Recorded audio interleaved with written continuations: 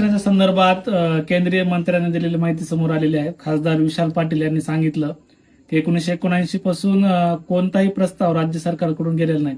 तर ही माहिती गेल्या अनेक वर्षापासून डिस्प्ले केली जाते, अनेक वर्षापासून सांगितली जाते.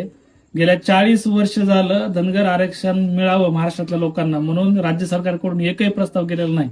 तरी सुद्धा मागची 10 वर्ष भारतीय जनता पार्टीचा पक्ष, भारतीय जनता पार्टी आणि इतर सगळे पक्ष महाराष्ट्रातल्या जवळपास 1.5 ते 2 कोटी धनगर समाजाला फसवण्याचं काम करतायत की आम्ही आरक्षणावर काम करतोय, आम्ही आरक्षण देणार आहोत.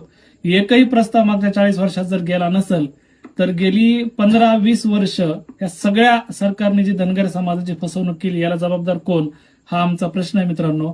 आणि जर शिफारस केलीच नव्हती तर आरक्षण आम्ही पहिल्या कॅबिनेटमध्ये देणार, आरक्षण आम्हीच देणार, आरक्षण ह्या बैठकीमध्ये देणार ही आश्वासनं इथल्या जनतेला का दिली होती याचा गांभीर्यानं महाराष्ट्रातल्या धनगर समाजाने विचार करायला पाहिजे.